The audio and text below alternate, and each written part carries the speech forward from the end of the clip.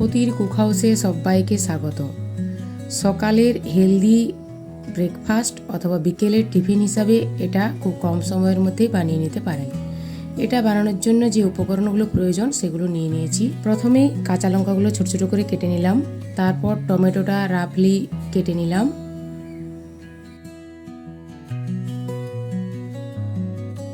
পেঁয়াজটাও একটু রাফলি কেটে নিচ্ছি, আর ক্যাপসিকামটা এভাবে কেটে নিলাম। এগুলো একসাথে চপারে দিয়ে চপ করে নিচ্ছি। আর এদিকে ধনে পাতা ছোট ছোট করে কুচি করে নিচ্ছি, গাজরটা গ্রেট করে নিচ্ছি, আদাটাও এভাবে গ্রেট করে নিচ্ছি। আর একটা ছোট বাটি মাপের জন্য নিয়েছি। এখানে আমি প্রথমেই দিয়ে দিচ্ছি 2 বাটি জল। 2 বাটি জলের জন্য 1 বাটি সুজি আর হাফ বাটি আটা। এর সঙ্গে দিয়ে দিচ্ছি অল্প লবণ, পরে আবার লবণ দেব। এরপর এগুলো খুব ভালোভাবে মিশিয়ে নিচ্ছি।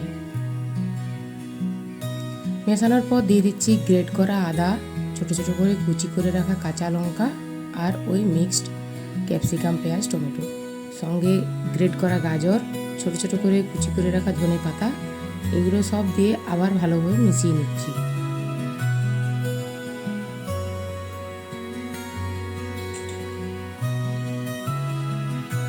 এটা মিশিয়ে নেওয়ার পর আধ ঘন্টা রেস্টে রেখেছিলাম।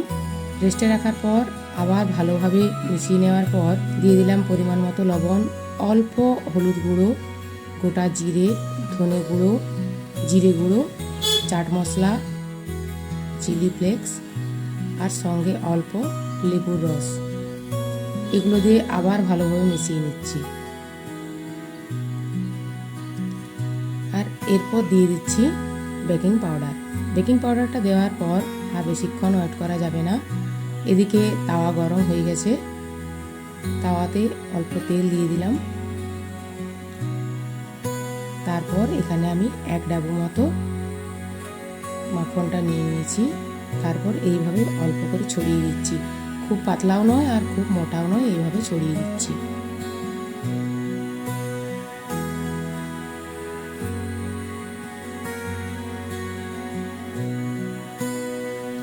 তারপর এটাকে ঢেকে দিচ্ছি 1 মিনিট মতো, যতক্ষণ না উপরটা একটু শুকিয়ে যায়। দেখুন উপরটা শুকিয়ে গেছে। এরপর এইভাবে হাতা দিয়ে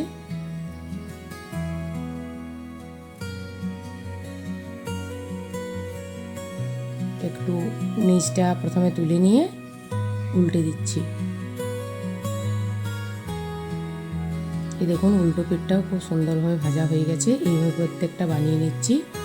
আর আমি এখানে টমেটো সস আর পুদিনা চাটনি দিয়ে পরিবেশন করছি। দেখুন এই পরোটাটা কত নরম তুলতুলে হয়েছে। ভিডিওটি ভালো লাগলে লাইক, কমেন্ট, শেয়ার করবেন। আর আমার চ্যানেলে যারা নতুন তাদের সাবস্ক্রাইব করার অনুরোধ রইল।